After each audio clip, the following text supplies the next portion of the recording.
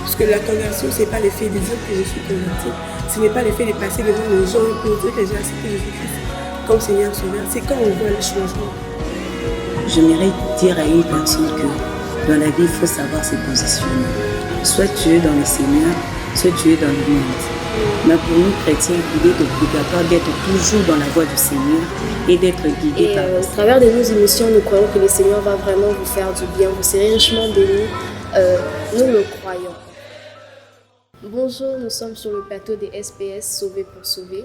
Nous sommes un mouvement chrétien dans le but de ramener des âmes à Jésus-Christ par la puissance de l'Évangile, comme il nous est demandé dans le passage de Matthieu chapitre 28, verset 19. Et au travers de nos émissions, nous croyons que le Seigneur va vraiment vous faire du bien. Vous serez richement bénis. Nous le croyons en fait. Et si c'est pour la première fois que vous puissiez nous suivre, nous vous demandons de vous abonner sur notre chaîne.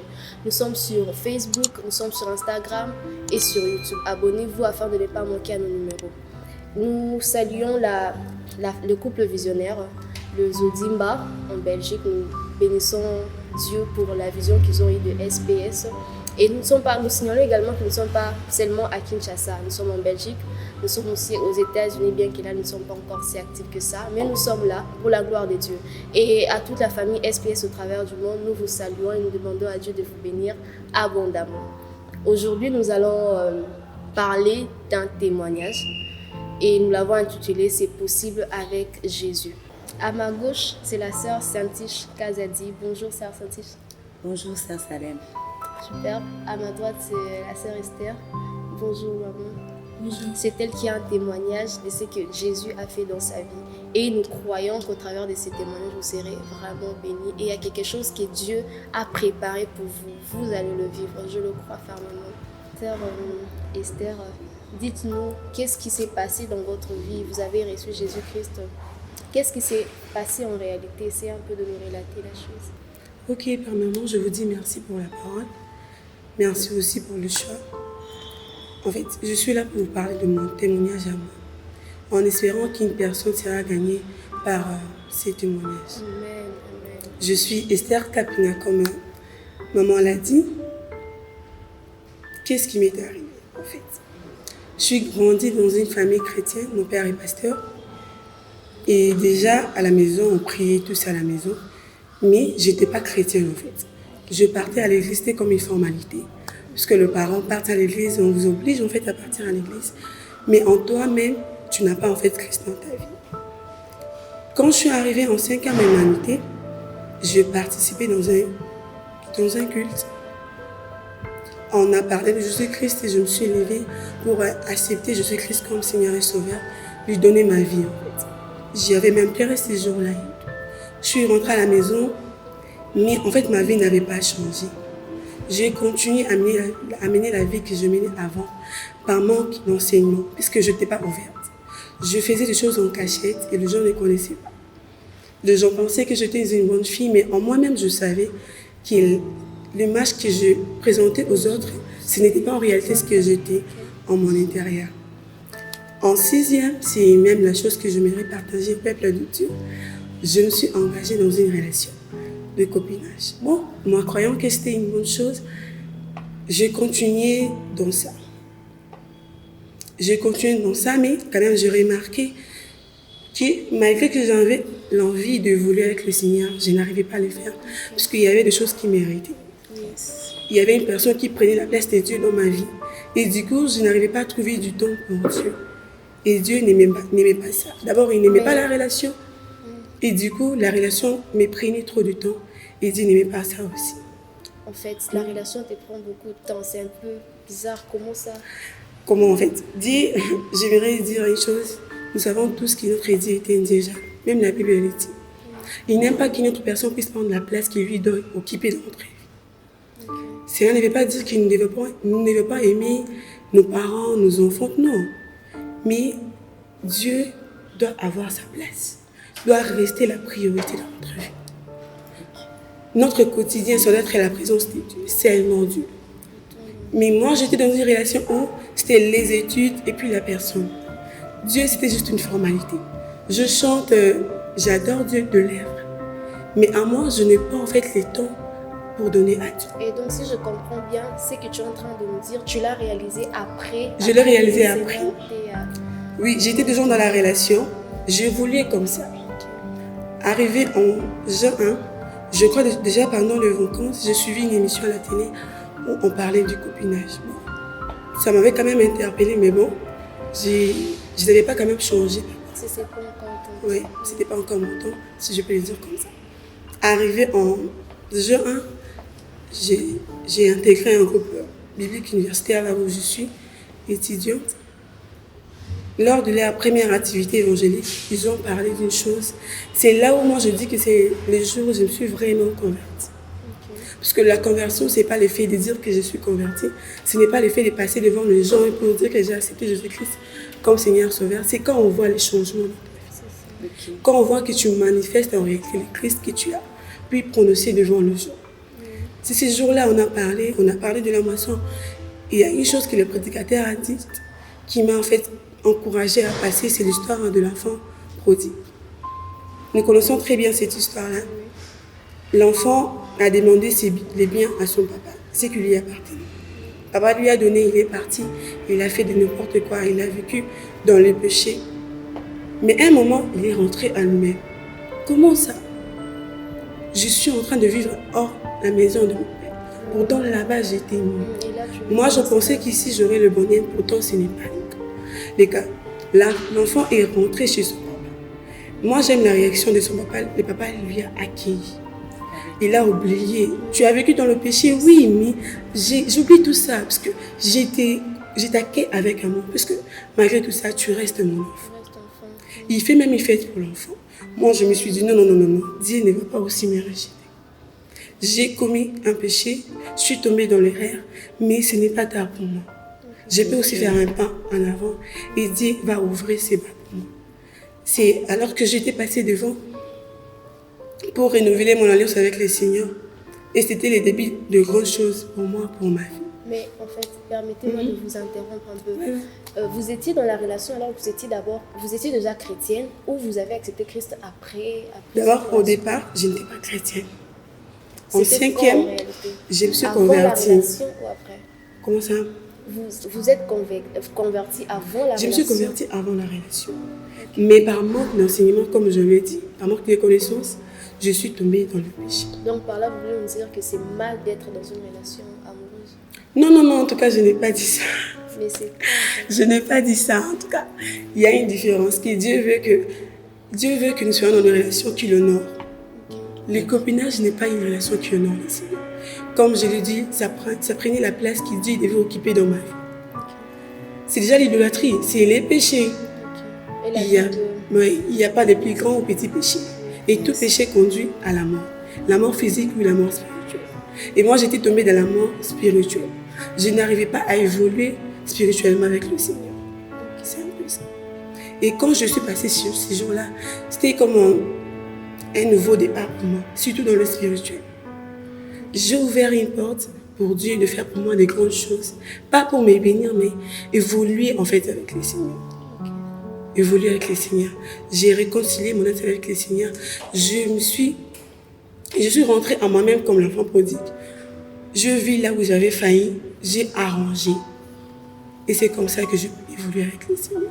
Évoluer avec le Seigneur. Mais il y a une chose, tu es jeune. Certainement, on doit profiter de sa jeunesse comme la Bible nous le dit. Jeune, réjouis-toi dans ta jeunesse. Tu étais simplement en train de te réjouir. Mais maintenant, moi, j'aimerais savoir où est-ce que toi, tu trouves le mal dans ce que tu étais en train de faire. Donc, tu nous as dit que ça prenait la place de Dieu. Mais à part ça, qu'est-ce qui a changé? Puisqu'on doit voir les résultats palpables du fait que quand tu étais dans la relation, il y a quelque chose qui ne marchait pas. Et maintenant, les choses ont changé. Qu'est-ce que le copinage apporte dans la vie d'une personne? Parce que quand on est dans le copinage, d'abord c'est une relation que les parents ne connaissent pas, que les gens ne connaissent pas. Tu vis une vie en cachette. Du coup, tu seras en train de mentir à tout le temps. C'est déjà aussi le péché que tu es en train de faire.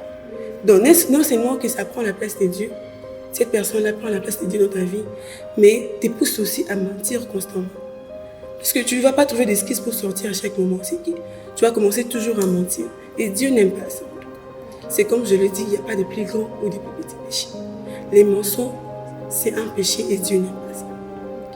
Et il ne veut pas que nous puissions vivre une vie de mensonges. En tout cas, c'est le passé. Par rapport à ce que la sœur Esther vient de dire, il y a un passage qui me vient à la tête, Apocalypse 3:16, où la Bible dit « Si tu n'es ni chaud ni froid, je te vomirai ». Je mérite dire à une personne que dans la vie, il faut savoir se positionner. Soit tu es dans le Seigneur, soit tu es dans le monde. Mais pour nous chrétiens, il est obligatoire d'être toujours dans la voie du Seigneur et d'être guidé par le Saint-Esprit. C'est ça ce que je peux ajouter. Gloire à Dieu, ça vraiment c'est ça en fait, c'est ça la réalité de notre vie chrétienne. Nous devons vraiment nous positionner par rapport au choix que nous avons fait ou que nous faisons. Donc voilà, dites-nous, Sœur Esther, ce qui s'est passé après votre prise de conscience en fait. Je dirais en fait c'était un début d'un changement total par rapport à ma vie. Okay. Après ça, Dieu a changé mon caractère, ma vie, tout de moi a changé. Je suis devenue vraie. Parce qu'avant, j'étais dans l'hypocrisie. Tu vis une mauvaise vie en cachette et les gens ne connaissent pas. Et les gens t'apprécient, mais ils ne savent pas en réalité ce que toi tu es en train de faire. Parce que l'important, ce n'est pas que les gens nous valident, c'est d'être validé par le Seigneur. Et après ça, c'était vraiment un changement sur tous les plans de ma vie.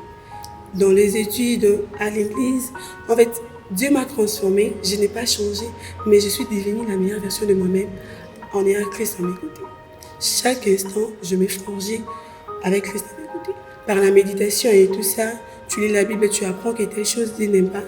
Tu te bats avec l'aide du Saint-Esprit, tu parviens aussi à surmonter et à te rendre comme le Christ. Bon, j'ai une question. La sœur Esther, par rapport à ce que vous venez de dire, j'ai une question. Qu'est-ce que ton entourage, ta famille, tes amis ont constaté de nouveau chez toi? Dis-nous, qu'est-ce qui a changé? Qu'est-ce qu'ils ont dit par rapport à ce que tu étais? Ok, merci beaucoup pour la question, maman. Par rapport à ça, je dirais, je ne suis pas allée dire à la famille, aux gens de mon entourage que j'ai changé. Je me suis dit, avec l'aide du Seigneur, je vais me battre pour qu'ils puissent remarquer ça en moi. Qu'ils remarquent en fait les changements. Comme la Bible dit dans Romains 8, que le monde attend avec un ardent désir la révélation du Fils de Dieu. Pas les gens qui crient Jésus, Jésus, mais les gens qui manifestent le Seigneur en nous. J'ai changé, oui. Moi, je continue dans mon changement, mais je fais en sorte que par mon comportement, les gens remarquent qu'Esther a réellement changé. Par ma vie de chaque jour, la place que je donnais aux fidélités, je donne ça maintenant au Seigneur. Je mets du sérieux dans l'œuvre de Dieu. J'aime Dieu avec tout mon cœur et j'agis selon le commandement et la volonté du Seigneur. Et c'est ainsi que les gens ont remarqué cela. Je me rappelle même, il y a même certains de mes amis qui sont venus me voir. Ah, tu as changé comme ça, tu as changé comme ça. Tu n'es plus comme tu étais avant. Et j'ai dit, c'est ce que je voulais en tout cas. Parce que les gens remarquent les changements qui ont. Cela me rappelle le passage de Paul plutôt, qui nous dit que voilà, tout ce qui était pour moi, comme tout ce qui était avantageux pour moi, je l'ai mis comme de la boue. En fait, tout ce qu'on peut considérer aujourd'hui comme important pour nous, comme faisant partie intégrante de notre vie en réalité, le Seigneur nous fait comprendre que cela ne vaut pas la peine, ça ne nous construit pas. Puisque la sœur Esther nous fait comprendre que sa vie est devenue maintenant beaucoup plus inspirante.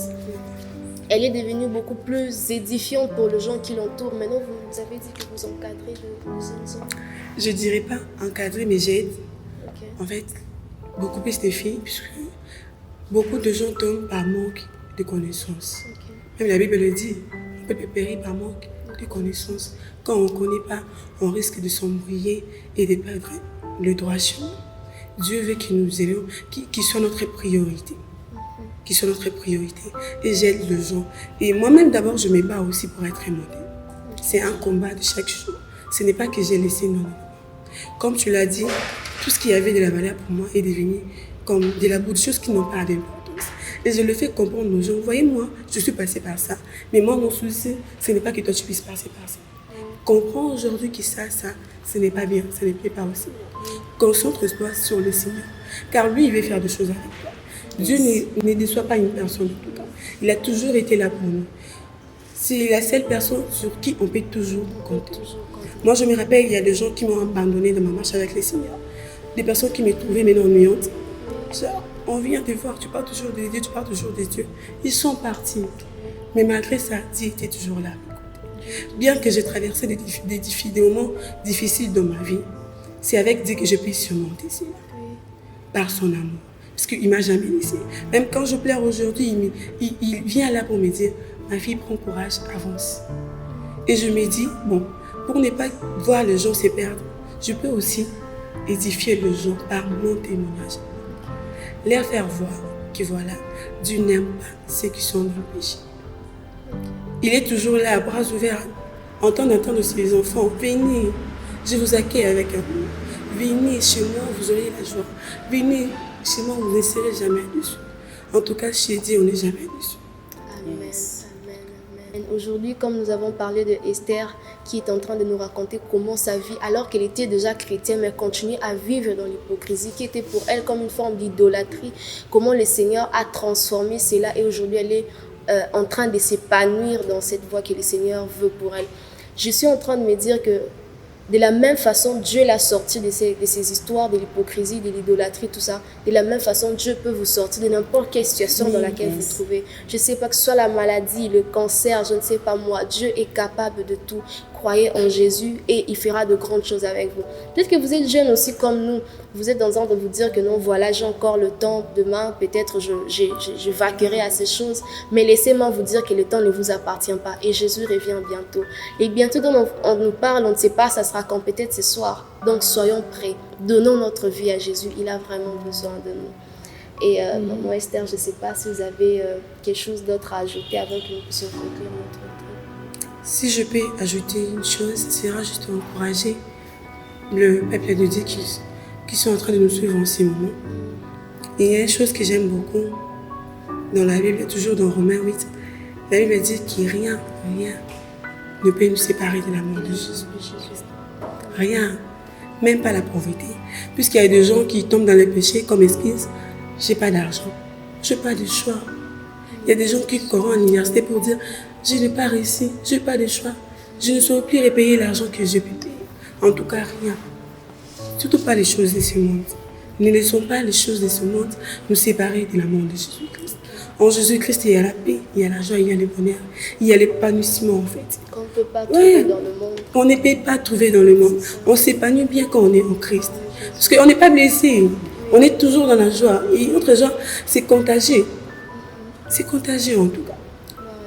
Parce que c'est un peu comme l'histoire de Meshach, Shadrach et Abednego. Ça gêne. Malgré les situations dans lesquelles ils se sont trouvés, ils n'ont pas abandonné Dieu. Ils n'ont pas abandonné Dieu. Ils ont même dit une chose, que Dieu nous délivre et qu'il ne le fasse pas. Nous, on restera toujours accrochés à Dieu. Peu importe. Parce que l'important, la priorité, l'objectif, c'est Jésus-Christ. C'est plaire à Jésus-Christ. Puisqu'on est sûr que même si je perds ma vie aujourd'hui, après ça, je serai récompensé. Dans le monde aussi, mais aussi dans le ciel, avec Jésus-Christ. Dans une vie éternelle qui ne se finira jamais. Tout ça là, ce n'est qui est temporaire, si je peux le dire comme ça. On ne peut pas accepter de plaire à Jésus-Christ et pour plaire à une autre personne. Non, surtout pas ça. Comme Meshach, Shadrach, ayant cette attitude. Toujours plaire à Jésus-Christ. Et que rien, pas les choses de ce monde, pas les choses de ce monde, surtout je martèle sur ça, ne nous sépare de l'amour de Jésus-Christ. Réjouis-toi dans ta jeunesse, mais sache qu'un jour. Et à cause de ça, vraiment arrange déjà les choses avec Dieu alors que tu le peux encore. Sœur Saint-Tiche, vous avez quelque chose à ajouter? Oui. Prophète, par rapport au témoignage de la sœur, c'est que j'ai aimé. Nous ne restons pas seulement à écouter la parole de Dieu, mais aussi à ouvrir nos cœurs. Comme Apocalypse 3, 20 dit, voici je me tiens à la porte et je frappe. Si quelqu'un attend ma voix et m'ouvre la porte, j'entrerai chez lui. Elle ne s'est pas arrêtée simplement à écouter, mais elle a su faire entrer Dieu au-dedans de lui. C'est ce que nous aussi, nous cherchons à faire au-dedans de nous. C'est un peu ça. Si je peux ajouter une chose par rapport à ce que la sœur a dit, parce que c'est important de mettre en pratique la parole de Dieu. Ne nous arrêtons pas seulement à écouter, parce que plusieurs le font, on part à l'église juste pour écouter le prédicateur prêcher. Mais non, c'est pas comme ça qu'on va changer.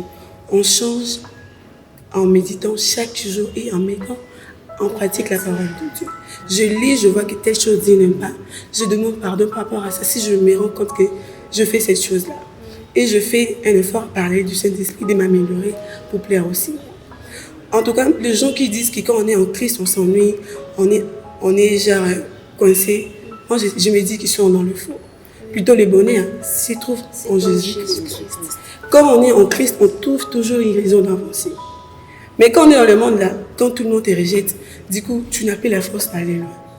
Mais en Jésus-Christ, on a toujours une raison d'avancer.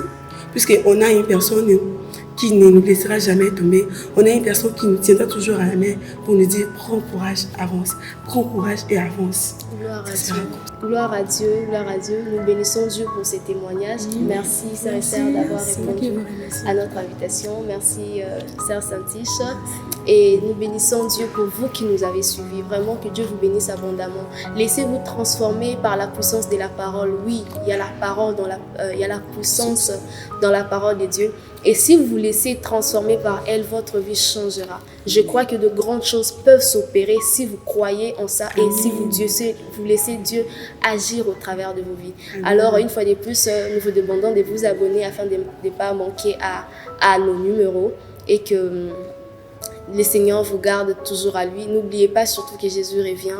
Préparons-nous pour ça. Que Dieu vous bénisse abondamment. Merci beaucoup. Merci. Jésus nous élève.